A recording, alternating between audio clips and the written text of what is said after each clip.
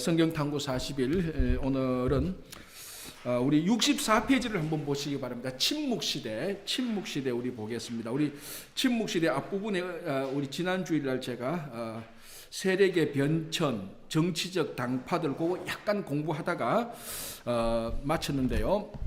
자, 그럼 우리 먼저 또 한번 우리 워밍업부터 한번 할까요? 성경 우리 이 침묵시대까지 10개 우리 시대. 자, 1번부터 시작.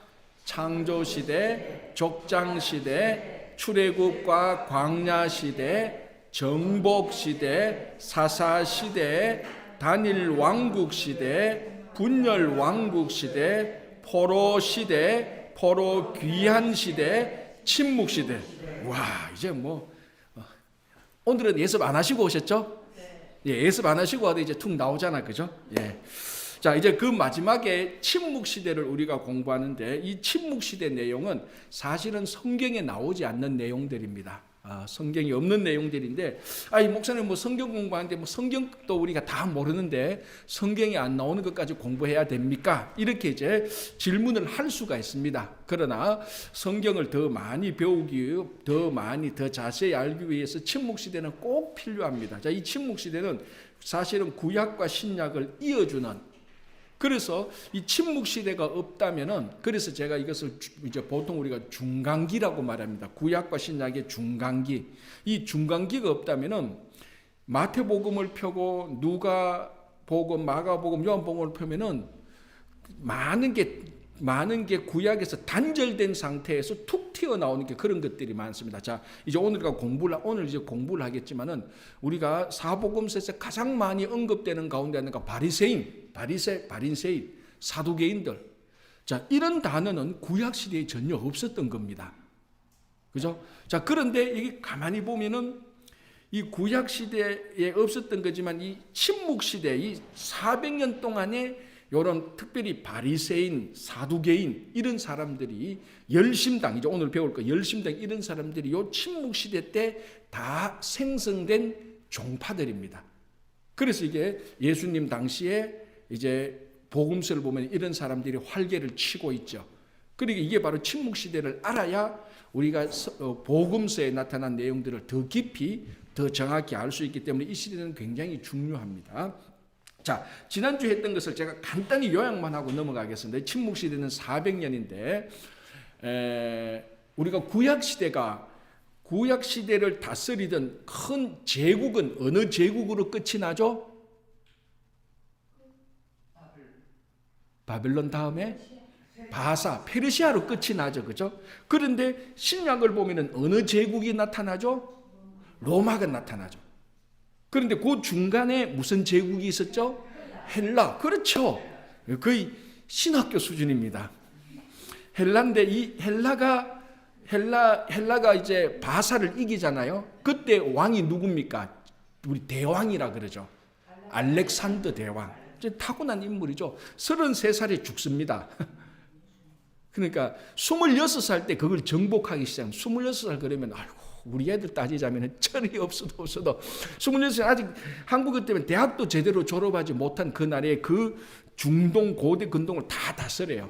그리고 33살에 요절하면서 알렉산더가 죽으면서 그 아들들이 마치 헤롯의 분봉왕처럼 이 왕들이 왕조를 이렇게 나누어서 다스리는데 가나안 땅, 지금 이스라엘 땅을 다스린 첫 번째 왕조가 톨레미 왕조.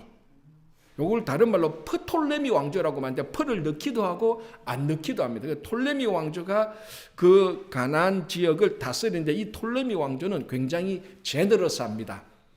그래 너희들 하고 싶은 대로 해. 그래 너희들 의견도 있지. 너희들 믿고 싶은 어떤 종교가 있으면 믿어도 돼. 굉장히 제너러스한데 요 톨레미 왕조가 다음에 지나가고 난 다음에 셀루쿠스 왕조, 좀 이제 셀루쿠스 왕조가 가나안 땅을 다스리는데 이 사람들은 굉장히 엄격합니다. 그러니까 이 셀루쿠스 왕조의 목적은 전 세계의 헬라화, 모든 사람들을 헬라 사람으로 다 동화시키는 겁니다. 자, 그러니까 이게 사실 그럴 만도 한 게 우리가 철학, 문학, 역사 이런 거 보면 그 당시에 헬라가 최고였어요. 헬라 철학, 소크라테스, 플라톤, 아리스토텔레스, 뭐 피타고라스 이런 인물들이 전부 다 헬라 사람들이잖아요. 그러니까 사실 로마 사람들의 제도와 이제 로마는 헬라의 콘텐츠를 물려받습니다. 사실은 무슨 말인가 하면 헬라의 그 철학, 문학, 사상을 로마가 그대로 물려받아요. 자, 어쨌든 이제 너무 또 아웃사이더를 가지 말고, 그래서 이 셀루쿠스 왕조의 목적은 전 세계의 헬라화, 그래서 가나안 사람들을 계속해서 헬라 사람처럼 동화시킵니다. 일본이 36년간 그 36년 그 말기 때 우리나라를 동화시킨 것처럼. 그래서 이제 그 가장 대표적인 왕이 누구였다고 말했죠? 안티오쿠스 4세 또는 안티오쿠스 에피파네스. 요 에피파네스가 영어의 이피파니, 현현 나타난, 신이 나타난 그런 뜻입니다. 그래서 이 안티오쿠스 에피파네스 이 왕은 헬라 철학, 헬라 문화, 헬라 사상에 완전히 도취된 사람입니다. 그래서 이 사람이 특별히 이제 이런데 가장 배타적인 사람들이 이스라엘 사람들이잖아요. 왜? 그 구약 시대 전체를 통틀어서 유일신을 믿었던 사람은, 신은 하나밖에 없다고 믿었던 사람은 이스라엘 사람들 뿐이었으니까. 그 전 세계를 통해서 그 시대에 신은 한 분이다, 유일신을 믿은 사람은 이스라엘밖에 없었어요. 전부 다 다신론을 믿었지. 그러니까 아주 헬라 사람들이 볼 때는 굉장히 배타적이고, 다른 사람들은 다 말 안 듣는데 제일 말을 안 듣는 사람이 이스라엘 사람. 그래서 안티오쿠스 에피파네스는 노골적으로 헬라 정책을 합니다. 그게 뭐라고요? 성전에, 제2성전 안에 제우스 신상을 세우고, 그리스 로마 시내에 나오는 최고신 제우스 신상을 세우고, 돼지를 가지고 제사 드리고, 이건 막 모독 중에 모독이에요. 진짜 죽으면 죽었지 그걸 참지 못하는데, 자 이제 이런 때에 제사장 가문에 우리 봤죠, 그죠? 모데임, 이스라엘의 모데인 지역에 있던 제사장에 마따디아 또는 마타디아라는 사람이 나타납니다. 도저히 우리는 참지 못한다. 그래서 자기 아들들과 함께 반란을 일으킵니다. 로마에. 그때 이 반란을 일으킬 때 동조했던 경건한 사람들이 있습니다. 이 사람들도 늘 헬라에 대해서 저러면 안 되는데, 우리가 죽으면 죽었지, 어떻게 하나님의 성전에서 제우스 신상이 서고 돼지로 장사 지내느냐, 돼지로 제사 지내냐, 견디지 못했는데 누가 나서기를 바래줬는데 이 마따디아 제사장이 자기 아들과 함께 나서니까 이 경건한 사람들이 거기에 합세했습니다. 요 경건한 사람들이 어떤 사람들의 원조라고요? 바리새인들의 원조입니다. 여기서부터 바리새인들이 이제 나타나기 시작하는 거예요. 굉장히 중요하죠. 그래서 자, 처음에 바리새인들이 그 기원을 살펴보면 굉장히 좋은 사람들이죠. 진짜 하나님을 섬기고 세상이 자기들을 동화시키는 것에 목숨을 걸고 저항했던 사람들입니다. 굉장히 경건했던 사람들. 이 사람들이 이제 바리새인들이 되는데, 이때 이제 약간 더 우리가 좀 더 살펴보면 그 마따디아의 그 아들들 가운데 유다라는 사람이 제일 뛰어난 리더십을 발휘했습니다. 그래서 아버지가 죽고 이제 유다가 이제 리더가 되어서 그 반란을 이어가는데, 요 집안을 하스모니안 집안이라 그래요. 하스모니안 패밀리. 그래서 요 사람들이, 유다라는 사람이 특별히 활동을 해서 별명을 얻게 됩니다. 요 별명이 뭐라고요? 마카비. 그 마카비 뜻이 쇠뭉치. 그래서 요 시대를 마카비 시대라고도 이렇게 말을 합니다. 그러니까 유다를 가리키는, 그래서 보통 유다를 유다 마카비라고 가리키는데, 요 집안을 하스모니안 패밀리에서, 요때 제가 지난주에 했죠. 우리가 그 날짜로 보면은 기원전 164년 12월 14일에 그 헬라 사람들이 성전을 더럽힌 것에서 헬라 사람들을 쫓아내고 성전을 다시 회복합니다. 수복합니다. 이건 성전을 다시 세운 것은 아니에요. 이 사람들이 성전을 파괴한 건 아니니까 성전을 다시 더럽혔다가 다시 깨끗하게 만든 날이 기원전 164년 12월 14일. 그래서 이 절기를 하누카, 빛의 절기. 그래서 이 유대인들은 크리스마스 이전에 유대인 커뮤니티 가면 이 절기를 지키는데, 제가 얘기했죠. 대표적으로 여기 그랜렉에 가는 유대인들이 12월 한 10일에서 20일 사이 보면은 막 경찰의 호의를 받고 저녁 때 막 그 집회를 막 해요. 막 자기들을 모이가 막 그 자기 전통 노래 부르고 막 춤추고 그 전통 복장 입고. 그래서 여러분이 한번 보고 싶으면 12월 10일에서 12월 20일 정도에 그랜드 지역에 서서히 드라이브 해보면은 뭐 웅숭웅숭한 데 가보면 그 절기 지키고 있어요, 지금도. 이건 미국이니까 그걸 볼 수 있는 우리 특별한 기회를 있죠. 어쨌거나 이 사람 지금도 유대인들은 그 하누카 그걸 굉장히 중요한 절기로 여깁니다. 성경에는 안 나타나는 절기예요. 자, 그걸 수전제라고 해서 이제 성전을 봉헌하는 이런 이제 사람들인데, 요 사람 당파를, 정치적 당파를 마카비 당파라고 얘기를 하는 겁니다. 그게 이제 65페이지에 이 정치적 당파들의 1번 마카비안을 이제 공부한 겁니다. 지금 마카비안. 마카비안을 공부했고요.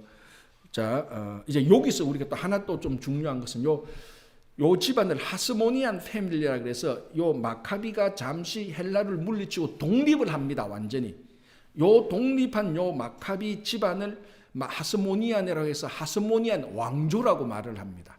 자, 그러면은 그 가나안 땅을 다스린 사람이 바사 페르시아가 영향을 미치고 있었죠, 사실. 그죠? 그리고 난 다음에 헬라가 다스렸습니다.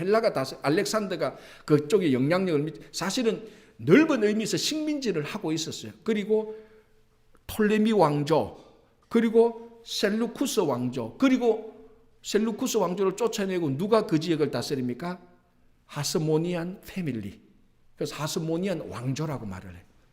자, 이거 이제 듣고 막 공부하면 재밌는데 또 잊어버려요. 잊어버리도 괜찮아요. 나중에 들을 때, 그거 들어봤다. 그렇게 정도만 알면 돼요. 근데 이 하스모니안 왕조, 그러니까 마따디아 제사장이 처음엔 굉장히 경건함과 거룩함으로 목숨을 걸고 헬라 사람들, 그러니까 이 세상의 유혹과 세상의 당파에 저항했던 사람들, 이게 또 세월이 30년, 40년 가면서 또 변질돼요.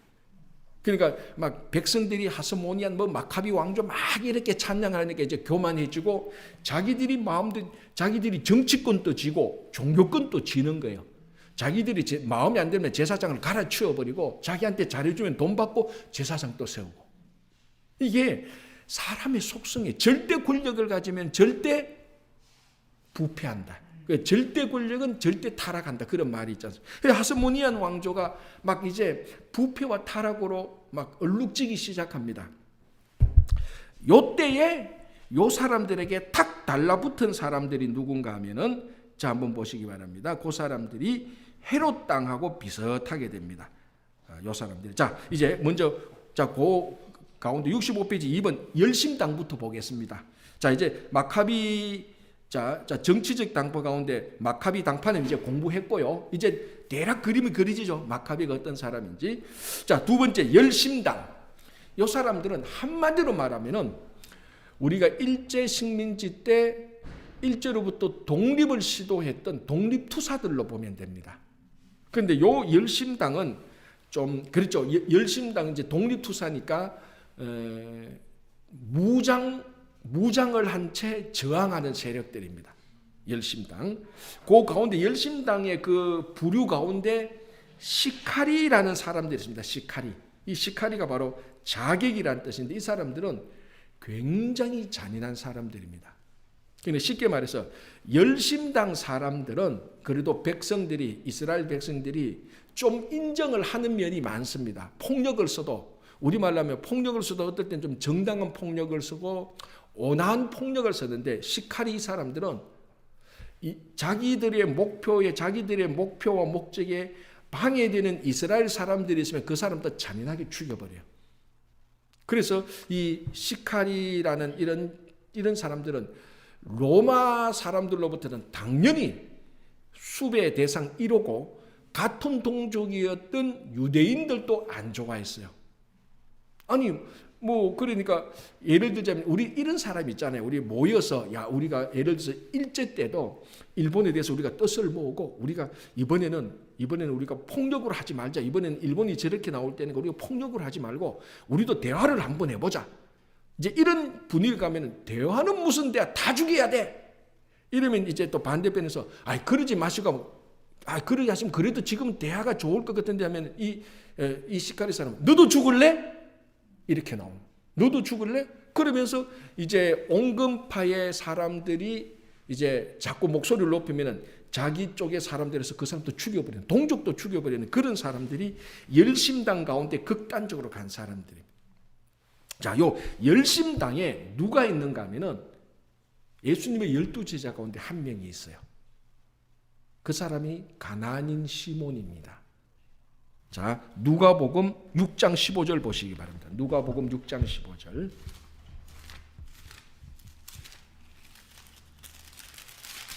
누가복음 6장 15절. 예수님의 제자 명단이 나오는데요. 15절 볼게요. 마태와 도마와 알페오의 아들 야고보와 셀롯이라는 시몬과. 요 셀롯이 열심당이라는 뜻입니다. 자, 그 65페이지 열심당을 한번 읽어 주실래요? 그러면은 노선희 전사님 한번 읽어 주세요. 그 65페이지 갈로 2번 열심당 한번 읽어 주실래요? 주로 로마를 상대로 암살, 테러를 하며 투쟁하던 그룹이다. 이들은 셀로딘, 갈릴리 사람 등으로 불리기도 했으며 시카리, 자객이라는 열심당 가운데 특별한 집단이었다. 예, 요 셀롯인. 자, 그런데 누가복음 6장 15절에 보면은 셀롯이라는 시몬과 마태복음에는 가나안인 시몬이라고 되어 있습니다. 그러니까 요 고 시몬이 요 시몬이고 요 시몬이 고 시몬입니다. 그리고 예수님의 제자 12명 가운데 시몬이라는 사람은 그러니까 좀 추정되죠. 왜 예수님을 따라다니는가 추정이 좀 되죠. 예수님이 사람들한테 인기를 얻고 기적도 베풀고 하니까 이 예수님을 중심으로 우리가 로마로부터 독립 저항 운동을 할 수 있겠다고 생각했던 사람이에요. 이 사람은 열심당. 이 사람은 일단 무장 폭력 독립 단체들입니다. 바로 예수님의 제자인데 바로 그 열심당원이고. 그리고 여러분 우리가 그래서 이제 우리가 이런 걸 공부하면 이런 걸 알 수 있는지 더 깊이 알 수 있는 게인데, 자, 성경을 복음서를 가보려면 실제로 열심당원이 시몬 말고 또 다른 사람도 열심당원이었다라는 우리가 추정을 할 수 있습니다. 100% 확실한 건 아닌데 열심당원이었을 거다라고 말한 추정되는 사람인데 누구겠습니까? 이게 바라바예요. 바라바도 열심당원이었을 거예요. 밀란을 주도한 사람. 이 밀란이 그냥 우리처럼 그러니까 이러면 물건 훔치는 이런 사람이 아니에요. 그러니까 이 바라바가 좀 열심당원 가운데서 열심히 했던 사람인데 백성들을 주도해가지고 로마로 저항하자면서 했던 사람들이 그런 사람들이 아마 바라바가 셀롯당이나 셀롯당의 경향을 가진 사람이나 그쪽의 사람들은 그러니까 자 여러분 자 요거까지 얘기하고 또 셀롯당이라고 추정되는 사람이 또 있었습니다. 누굴까요? 예수님과 함께 십자가의 좌우에 달린 사람들. 그 사람도 셀롯당이었다고 추정이 됩니다. 아마 맞을 거예요. 왜냐하면 자 보십시오. 로마가 십자가로 사람을 처형하는 것은 물건을 훔친 사람 그러니까 사회적 범죄인은 십자가로 처형을 안 합니다. 어떤 범죄인? 정치적인 범죄인의 십자가 처형. 그러니까 로마의 기록을 보면은 십자가 처형은 정치적인 범죄입니다. 그래서 예수님께서 빌라도가 왜 예수님을 빌라도의 재판에 넘겨줬습니까? 유대인들이 예수님을 유대인이 왕이라고 해버린 거예요. 그 왕은 정치적이잖아요. 반란을 주도했던 인물이 된단 말이죠. 그 빌라도가 네가 반란을 주도해서 너 이거 정치적으로 완전히 이거 역적이구나. 우리말로 하면. 너 그러면은 안 되겠다. 십자가 이거는 정치적인 사형, 이건 정치적인 그 범죄인을 처형하는 딱 그런 도구는 그래서 십자가에 매달도록 한 겁니다. 자, 그럼 똑같이 예수님의 좌우에 달린 사람들도 어떤 죄를 저질렀다고요? 그냥 강도라고 나오죠. 이 강도가 물건 훔친 강도가 아니에요. 정치적인 강도입니다. 그래서 아직 물론 성경에서 이 사람들이 헬롯, 열심당이라는 말은 없는데 쭉 이런 분위기를 보고 추정을 할 수 있는 게 바라바도 열심당원이었을 가능성이 많고 예수님과 함께 좌우에 달린 그 사람들도 열심당, 꼭 열심당이라고 열심당에 관련된 그런 류의 범죄자일 가능성이 많습니다. 그래서 성경을 가보면 그런 사람들이 꽤 있어요. 자, 여러분 한번 생각을 해보십시오. 이게 우리나라도 얼마나 많은 무장 독립 단체가 있었고 무장 독립 투사들이 있었습니까? 그러니까 열심당을 우리나라 보면 안중근 의사, 윤봉길 의사 다 열심당 이 당원이에요. 다 폭탄 던지고 다 뭐 총 쏘고 한 사람들, 독립투사 자금 가지고 다 한 사람 다 열심당 당원이에요. 자, 그런데 예수님께서 하나님 나라를 이루실 때는 열심당 당원에게 휘둘리지 않았다는 겁니다. 이게 자, 우리가 예수님께서 십자가에 이제 매달릴 때 백성들이 예수님을 전적으로 지지 안 하고 배신을 하잖아요. 그 배신하는 여러 가지 이유들이 있었는데 그 중에 한 이유는 자기들이 기대했던 메시아가 아니었잖아요. 열심당원 사람들은 아니 지금 로마를 다 쳐부수고 이제 해야 되는데 아니 저 십자가에 달려가 멀쩡하게 십자가에 달려가지고 돌아가 버리니까 죽으니까 패배했단 말이죠. 그런 것들이 우리가 나오는 겁니다. 그래서 하나님의 나라가 그 당시 열심당 당원들이 숫자는 많지 않았을 겁니다. 많지는 않지만 영향력이 있잖아요. 그런 사람들의 그 바램이나 그런 사람들의 요구에 예수님께서 휘둘리지 않습니다. 이건 굉장히 사실은 중요한 우리 신앙의 태도죠. 한국 사람들은 목소리 큰 사람이 최고 아닙니까? 뭐 회의할 때도 그거 안 돼요. 절대로 안 돼요. 극단적으로 나가면 사람들이 그거 막 흔들려요. 그 극단적으로 나가는 사람의 스타일이 열심당 이런 사람들. 예수님께서는 거기 흔들리지 않습니다. 하나님의 나라는 칼에 있지 않다. 칼에 있는 게 아닙니다. 사랑과 정의와 평화 속에 있는 것이. 그게 십자가의 죽음과 똑같이. 그래서 이런 걸 공부하면 좋은 게 바로 이런 차원에서 우리가 성경을 볼 수 있는 그런 관점이 생기다.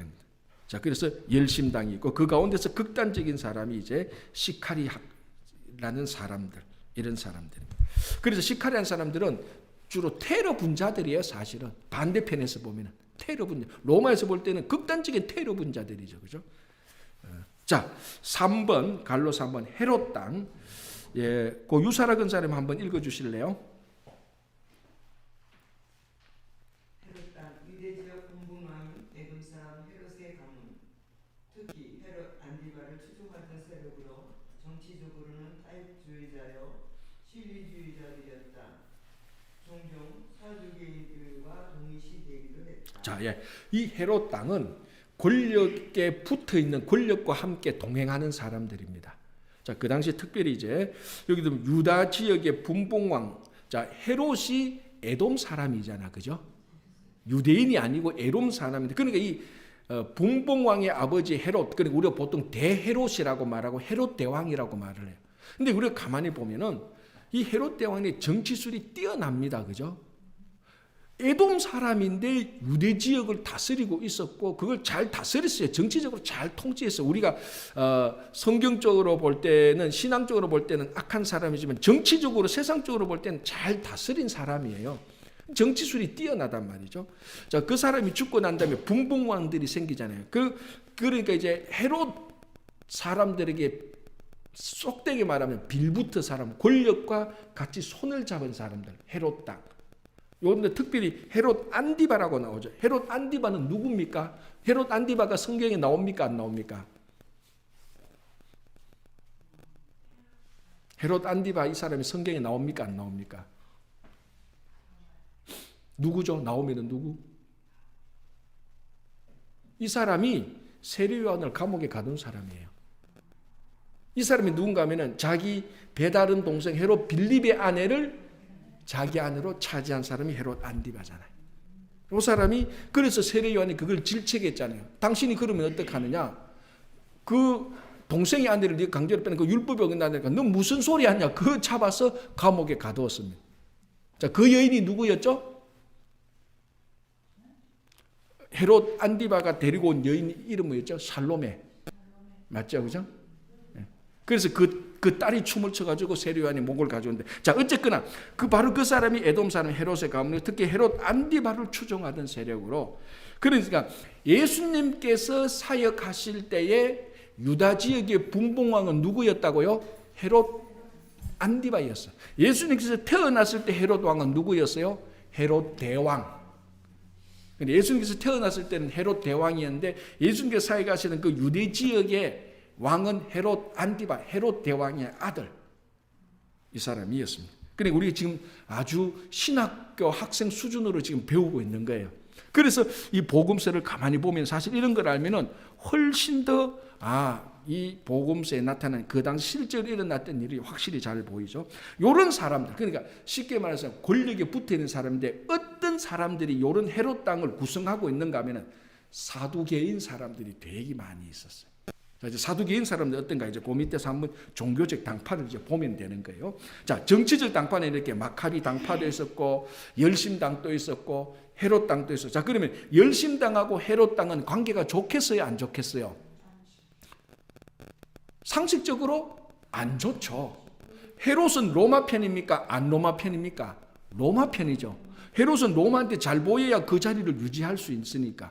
그럼 헤롯은 로마이고 열심당원은 반 로마니까 헤롯 당하고도 관계가 안 좋다. 그렇죠? 자, 종교적 당파를 보겠습니다. 여기 세 당파가 나오는데 사두개파, 바리새파, 에세네파입니다. 자, 이 기간 중에 형성된 그 침묵 시대 400년간 형성된 종교적인 세력들로 다음에 셋이데 이게 이제 아주 중요하죠. 끝까지 예수님하고 화해하지 못했던, 끝까지 예수님과 평행선을 그었던 사람들, 바로 이 종교적인 당파죠. 자, 1번 갈로 1번 사두개파인데요. 자, 이미옥 집사님 한번 읽어주실래요? 우리는 이제 이들을 일명 개파라고. 야, 요 책에서만 개파라고 부릅니다. 원래 개파가 아니에요. 밖에 나가서 성경 탐구시면 그거 개파라고 그래서 그러면 개판 되는 거예요. 우리가 요 책에서 공부하기 쉽게 위해서 사두개파니까 개파라고 합니다. 오해하면 안 됩니다. 미안합니다. 계속해 주세요. 정말 개와 같은 탐심을 종교적으로 위장하고 있는 무리들이었다. 이들은 다윗에 의해 세워졌던 사독의 후예라고 자칭하면서 마카비안의 변질된 후예인 하스몬 왕가를 지지하고 헬라화를 주창하면서 부와 권력을 추구했던 귀족적 의적, 세속주의적 당파였다. 신학적으로는 육체의 부활이 없다고 보는 견해를 갖고 있었다. 자, 첫째 우리가 생각해야 종교적 당파 사두개파입니다. 물론 복음서를 보면 바리새파보다 훨씬 적게 나타나지만은 실제로 그 당시에서도 바리새파 못지않게 중요한 종교적인 당파였습니다. 그죠? 자, 이 사람들은 첫째 우리가 해야 되는 것은 간단하게 말하면은 세속주의적 종교인입니다. 권력을 등에 업고 세상 권력 지향적인 종교인들입니다. 이 사람들은 전부 다 귀족층이고 엘리트들이에요. 종교 귀족들이에요. 종교 귀족들이고 종교적으로 따지자면은 영적인 것을 안 믿는 사람입니다. 하나님 나라도 안 믿고요, 부활도 안 믿고 천사도 안 믿어요. 종교가, 그러니까 이 사람들은 사실은 완전 현세적인 종교인들입니다. 신앙인하고 전혀 상관없어요. 신앙하고는 상관없고 종교 권력자들. 그러니까 완전히 종교를 이용해서 자기 권력을 누리고 종교를 위해서 돈 벌고 하는 이런 사람들이 사두개파입니다. 그래서 개파라고 말을 하잖아요. 그래서 이 책에서 개처럼 탐심을 종교적으로 위장하고 있는, 그죠? 자, 그런데 요 사람들이 이제 여기 재밌는 걸 우리가 하나 좀 어차피 이런 공부를 하니까 우리가 같이 보겠습니다. 이들은 다윗에 의해 세워진 사독의 후예대라고 지칭했다는 겁니다. 사독이 누굽니까? 다윗 때의 제사장이, 대제사장. 자, 요거 이제 우리가 공부를 약간 하면은 1대 대제사장이 누굽니까? 아론이죠. 그 모세의 형 아론. 2대 제사장은 누굽니까?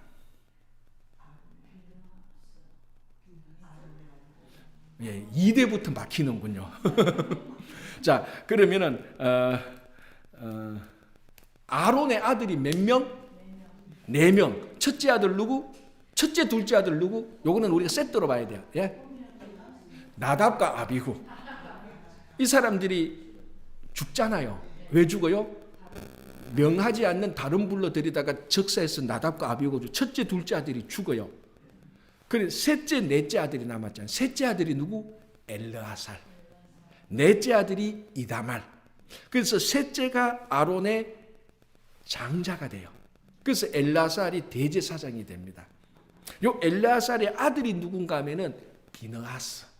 이 비느하스가 누구예요?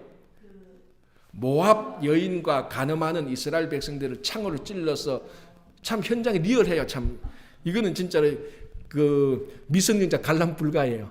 그 텐트 안에서 서로 사랑을 나눈 것을 창으로 찔러 죽인 사람이 엘르아살의 비느하스예요. 자, 그래서 엘르아살 그러니까 아론, 엘르아살, 비느하스 그리고 이다말이 있습니다. 이다말도 아들을 낳았죠. 이다말도 제사장이에요, 그죠? 이렇게 쭉 가다가 사사 시대로 들어오면서 가나안 정복하고 사사 시대로 들어오면서 엘르아살 쪽에 아들이 약하고 어린애들이 많이 나타나서 이다말 쪽의 아들들에 의해서 쉽게 말하면 대제사장권이 왔다 갔다 해요. 이제 그거는 오늘 우리가 공부할 건 아니에요. 그건 진짜 학자들이 진짜 학자 중에 학자들이 연구하는 거예요. 그건 우리가 연구하지 못했던 큰 흐름만 보면은 그래서 이제 쉽게 보면은 엘르아살 쪽이냐 이다말 쪽이냐를 두고 이제 좀 종교적인 이제 갈등이 있겠죠. 자, 이럴 때 사울이 왕이 되었을 때에 자 그러면 이다말 쪽에 유명한 대제사장이 누군가 하면 엘리 제사장도 바로 그쪽이에요. 그러니까 가나안 땅에 들어와서 사사시대, 다니엘 왕국시대 그러니까 사울 때까지 이다말 쪽이 훨씬 좀 더 세요. 엘르아살 쪽이 그 비느하스까지는 괜찮은데 그 이후로 가면서 아이들이 좀 어리고 병약하고 이런 일이 좀 있었는가 봐요. 그래서 어쨌거나 이제 사울 앞에까지 그러니까 사무엘 요때 보면은 엘리 쪽, 이다말 쪽의 제사장이 이다말 쪽의 아들들이 더 엘르아살보다 이 제사장 능력에서 더 파워를 가지고 있어요. 자, 그리고 그게 이제 아비아달, 아히멜렉 나타나죠. 물론 이제 엘르아살 쪽도 계속 제사장을 하고 있어요. 그런데 이제 다윗 때에 누가 나타나는가 하면 사독이라는 제사장이 나타나고 요때 제사장이 아비아달이 있어요.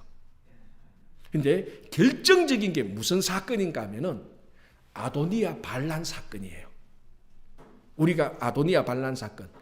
아직 우리가 다 사무엘 할 때 아도니아 반역은 안 배웠죠. 지금 우리가 지난주에 뭘 배웠죠? 주일날 압살롬 반역 배웠죠.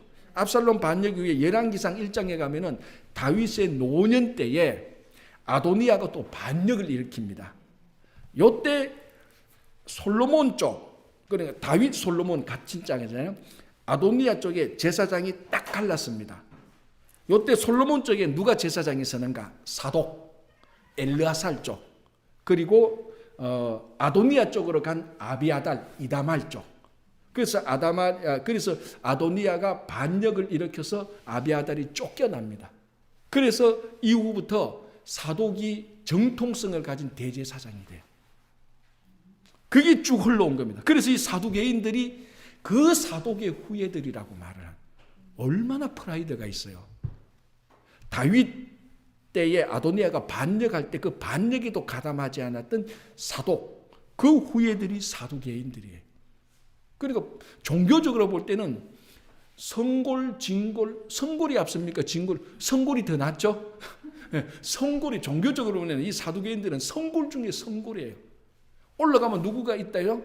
아론이 있어요. 아론. 대제사장 아론의 후손들. 그런데 예수님 때 보면은 아까도 얘기했지만 하스모니안 얘기를 좀 했잖아요. 이 자기들의 그 자부심 이런 것들이 시대가 가서 정신 차려 앉지 않으면 이런 사람 시대 가서 다 변질되는 거예요. 자기들이 사독의 후예라는 그 자부심이 너무 강해가지고 자기들이 결정하고 자기들이 행동하는 것이 신앙의 표준화처럼 생각하는 거예요. 겸손하지 못한 게 사실 우리 신앙적으로. 그래서 이 사람들 사독의 후예라고 주장하면서 종교 권력이 수백 년이죠. 수백 년 동안 올라오면서 이제 타락하고 부패하고 세상 권력을 막 마음대로 주무르기 시작하고 그래서 이 사람들이 아까 앞에서 했던 것처럼 헤롯 땅 그러니까 정치 권력하고 항상 손을 잡습니다. 항상 손을 잡아요. 세속적인 종교인이죠.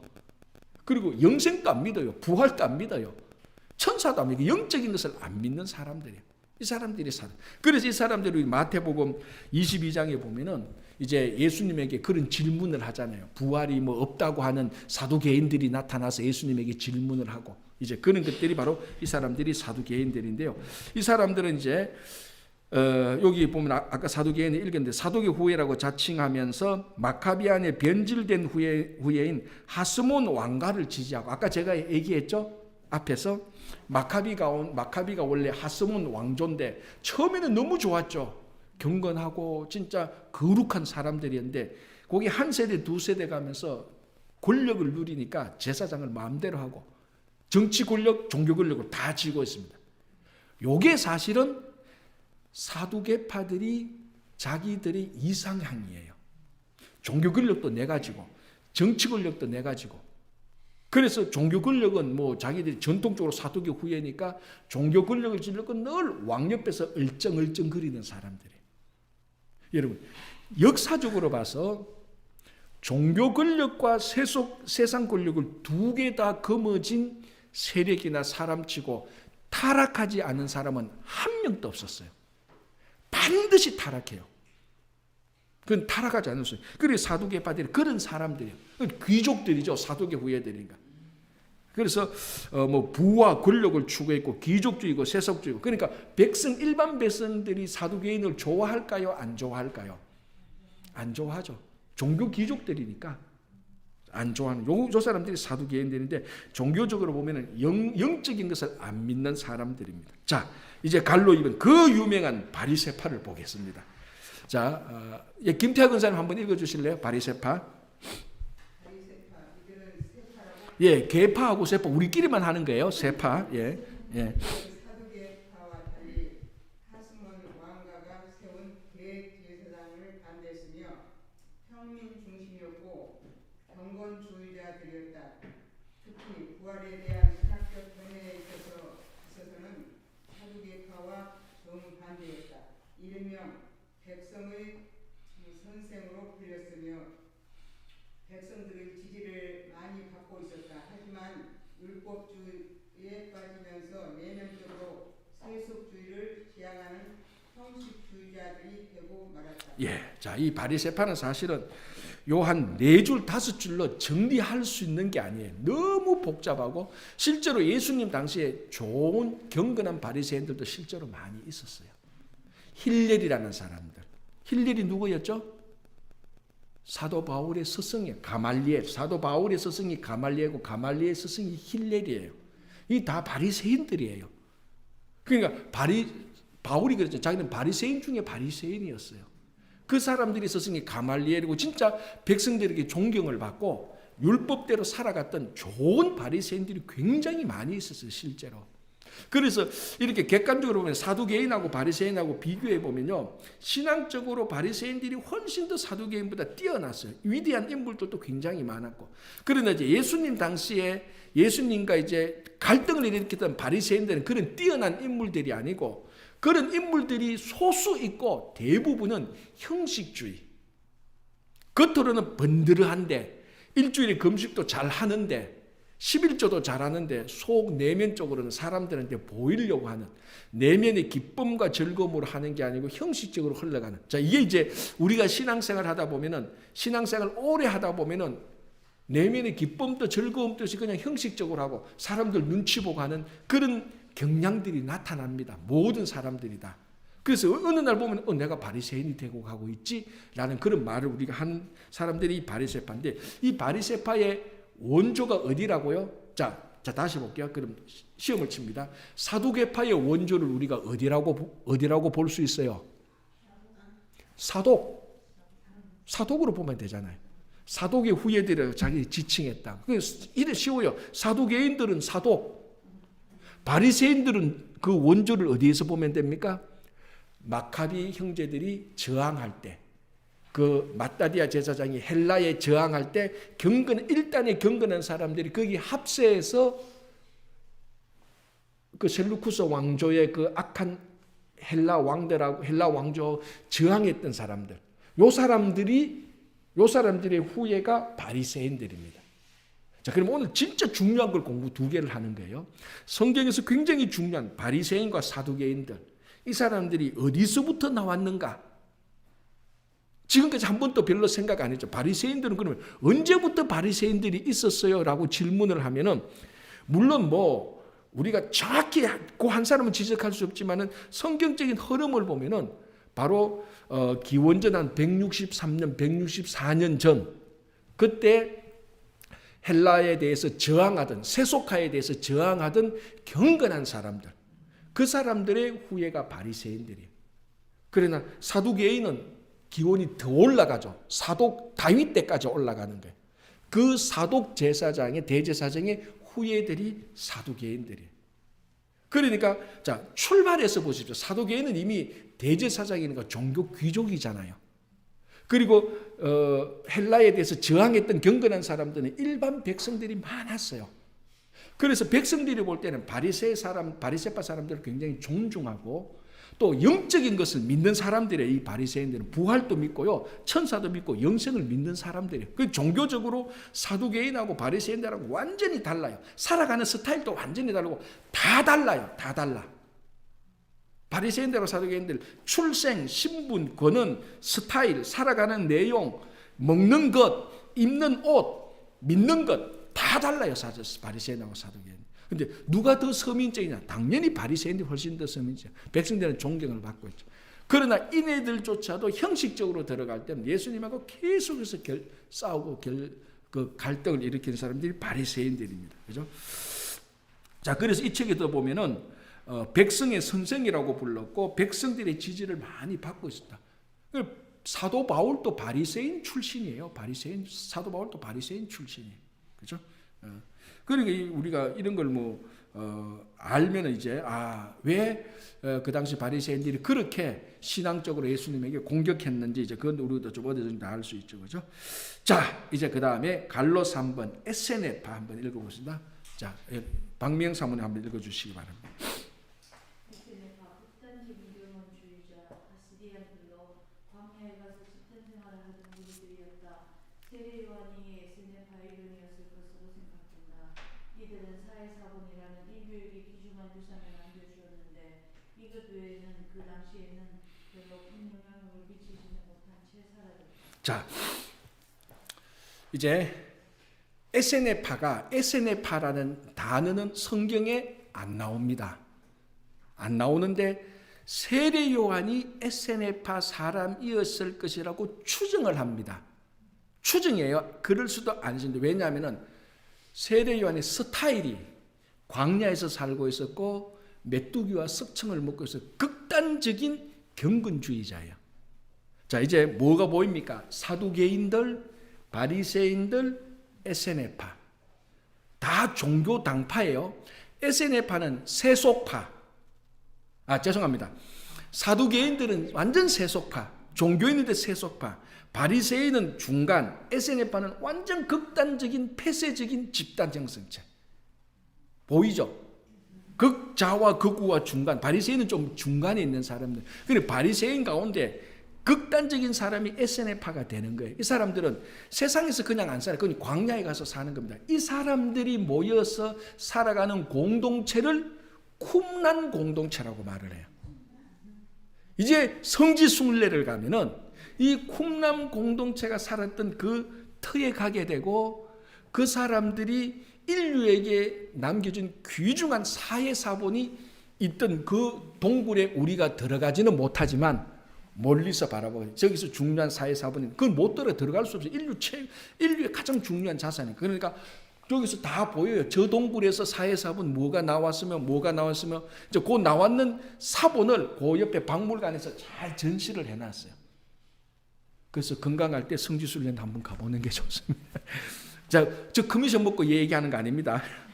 자, 이 사람들이 극단적인 사람이에요. 에세네파 사람들. 근데 이 사람들이 이제 자, 그래서 여기도 보면 집단 생활을 한다 그랬죠. 그죠? 집단 생활. 그러니까 오늘날로 말하면은 이제 여기에 약간 광기가 들어가고 이상한 교리가 들어가면은 지금 이단적인 극단적인 사람 되는 거예요. 재산 다 팔아가지고 막 자기들이 집단 생활을 또 간다는 막 들어가는. 이 사람들은 사실은 일상적인 신앙인으로 생각하면 이 사람들도 굉장히 위험한 사람들이에요. 그래서 더 이상 사람들의 영향력을 미쳐먹고 그 시대 그냥 끝나버려요. 끝나지만 자기들이 했던 자기들이 기록했던 이런 것들, 그 자료가 마침 공동체 생활했던 그 동굴 이런 데서 남아서 오늘 인류들에게 굉장히 중요한 그런 유산이 되고 있습니다. 자, 그러면 우리가 사복음서를 보면은 사두개파 나오죠, 바리새파 나오죠. 소수지만 아마 세례 요한을 통해서 에세네파 사람들의 흔적인 것들을 우리가 볼 수가 있습니다. 그래서 어떤 사람은 요거는 추정은 하는데 뭐 믿을 만한 추정은 하는데 예수님도 에세네파 사람이 아니었나라고 이렇게 말하는데 제가 볼 땐 그거는 그냥 학문적으로 그렇게 하는 얘기고 뭐 별로 믿을 만한 근거는 못 됩니다. 그죠? 자, 어쨌든 그래서 종교적 당파들 세 개를 우리가 지금 배우게 되는 겁니다. 그죠? 자, 4번 메시아 대망 한번 보겠습니다. 우리 다 같이 한번 읽어볼게요. 메시아부터 시작. 메시아 또는 구세주는 인류를 구원하러 오시라고 구약 전반에 걸쳐 예언된 분이다.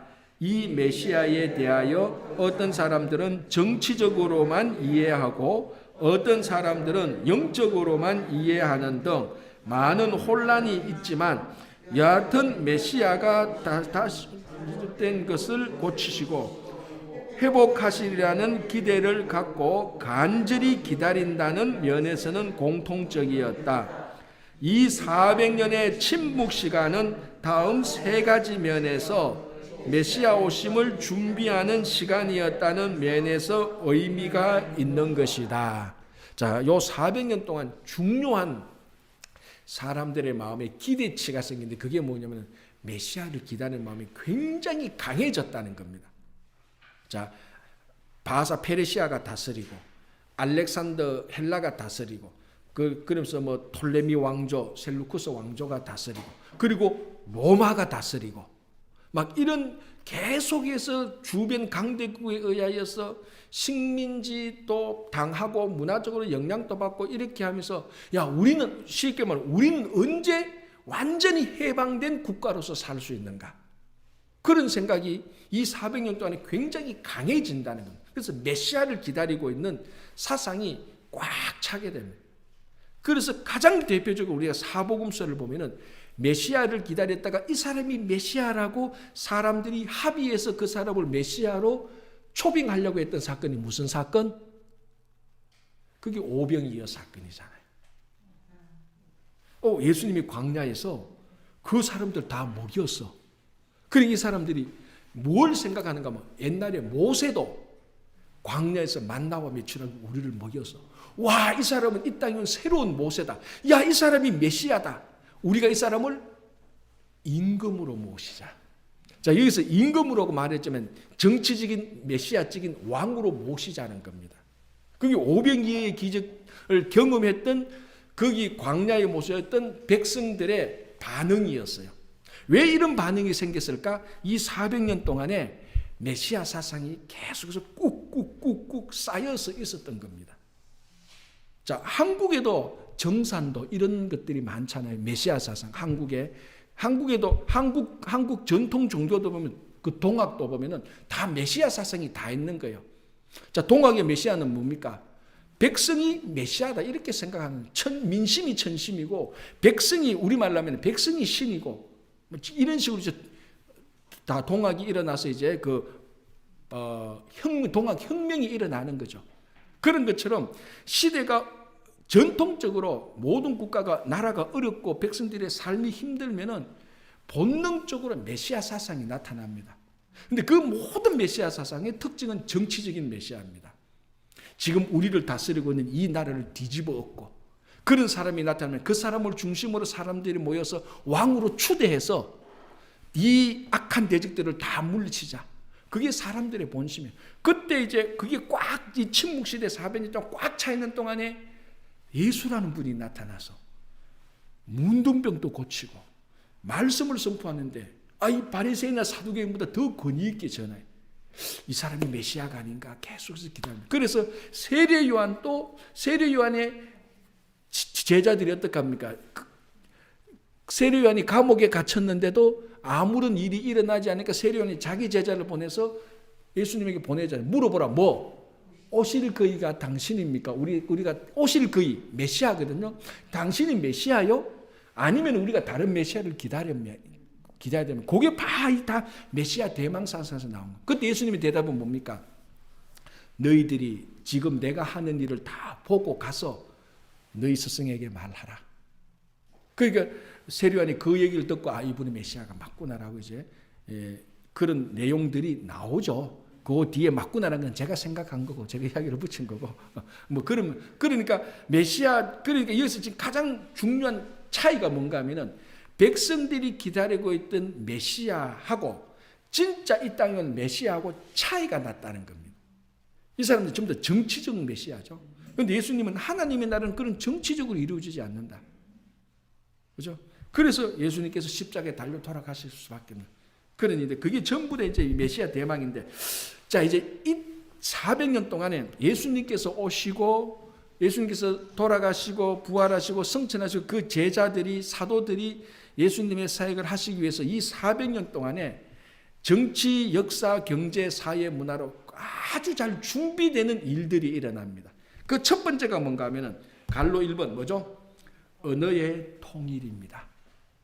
이 400년 동안 그 고대 중동 지역에 공식적인 언어가 하나 마련되집니다. 그 언어가 무슨 언어? 헬라어.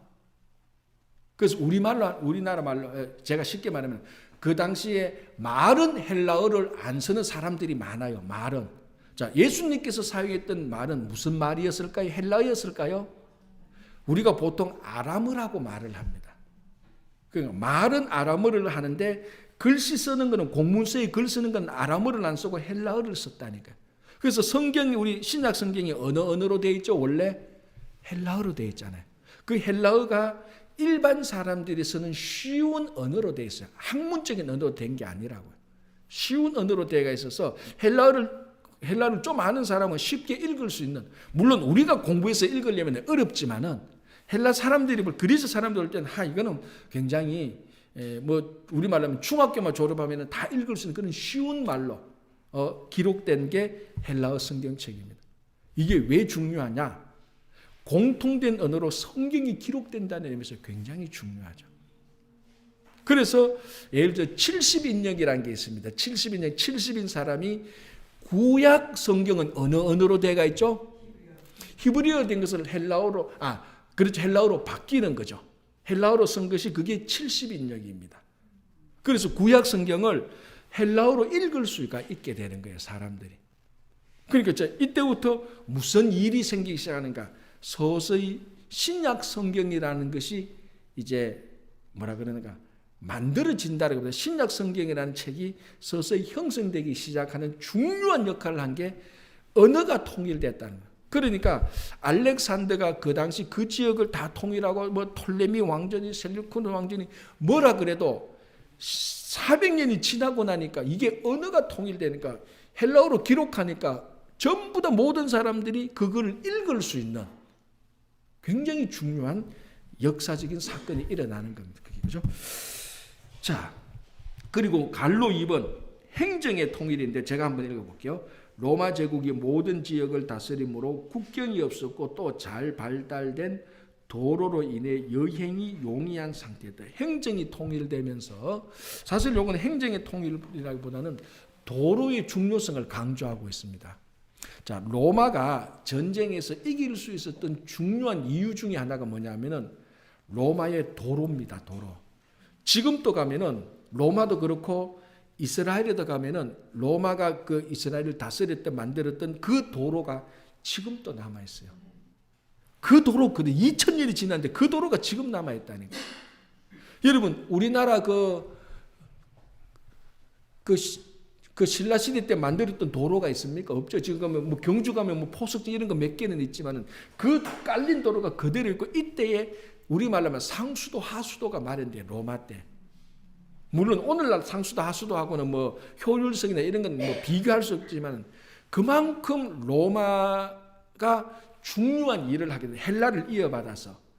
그래서 이 사람들은 로마 제국이 넓잖아요. 그러니까 어디 전쟁 터지면 군사력을 빨리 이동시켜야 됩니다. 군사력을 빨리 이동시키려면 어떻게 해야 됩니까? 도로가 잘 닦여야 돼요. 그래야 빨리 그 기병대를 이끌고 가서 전쟁을 하는 겁니다. 그래서 도로를 많이 깔았는데 이게 나중에는 이 전쟁용 도로가 복음을 전하는 중요한 효과가 중요한 여행의 도구가 되잖아요. 자, 여러분, 도로가 있으면은 산적들이나 악한 일들이 사라져요. 문화적으로 그렇잖아요. 도로가 딱 깨지면 거기에 어떤 일이 생깁니까? 도로가 딱 깨지면 도시가 형성되고 문명이 발달하게 되고 사람들이 살기 좋아지고 사람들이 그쪽 지역을 지나가는데 안전하게 지나갈 수 있어요. 도로가 없으면은 일단 가는 길도 어렵고 어느 길로 여행을 해야 될지도 모르고 길도 없고 도로가 없으면 길도 없고 길이 사람들이 만들어낸 길이라 할지라도 그 지역은 항상 위험합니다. 그래 도로가 닦였다는 것은 문명이 들어갔다는 것이고 문명이 들어가는 도시가 발달했다는 것이고 그 도시를 왕래하는 것은 위험하지 않다는 겁니다. 그래서 복음 전도자들이 실제적인 현실로 보면 이 도로가 닦인 게 굉장히 중요한 복음을 전하는 데 도구가 되는 겁니다. 이게 400년 동안 일어나는 거고. 자, 페이지를 넘겨보겠습니다. 이제 갈로서 한번 영적 준비 우리 한번 다 같이 한번 읽어보겠습니다. 시작. 유대인들이 심한 핍박과 정치적 모멸을 당하면서 메시아를 기다리는 마음으로 폭발할 정도가 되었고 또 이 마음을 가진 유대인들이 각 나라로 흩어져 살면서 이 소식을 전하는 교두보 역할을 할 수 있게 되었다. 자, 메시아를 기다리는 마음. 물론 그네들이 기다렸던 메시아는 정치적인 메시아의 색깔이 강했지만 그래도 메시아를 기다리고 있는 마음에 그리스도를 전할 때는 훨씬 더 효과적으로 너희들이 메시아를 기다리고 있느냐? 그렇다. 그러면 메시아가 바로 이 예수라는 사람이 메시아다. 훨씬 더 복음을 전할 수 있는 영적 준비가 되어 있다는 겁니다. 그 당시에. 그렇죠? 이런 것들이 이 400년 동안에 일어났던 일들입니다. 굉장히 중요한 일들이죠. 그리고 이게 성경에는 없지만은 우리가 구약을 받아서 신약으로 들어갈 때 요 400년간의 요 단계를 우리가 요 정도 워밍업을 하고 신약을 읽어보면 훨씬 더 복음서가 이게 이거구나라고 우리가 알 수 있습니다. 그렇죠? 자, 오늘 요거 66페이지 우리 자 빈칸 한번 채워 봅시다.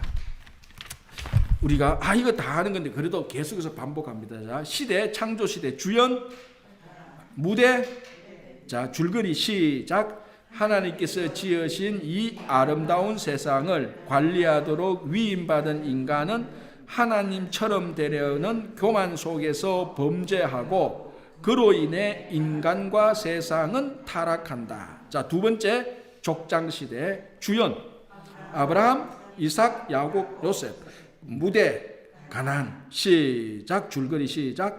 큰 민족을 이루어 복의 근원이 되게 하시겠다는 하나님의 약속을 믿고 믿음의 조상들은 역경을 헤치며 살아간다. 세 번째 출애굽과 광야 시대, 주연 모세 플러스 아론.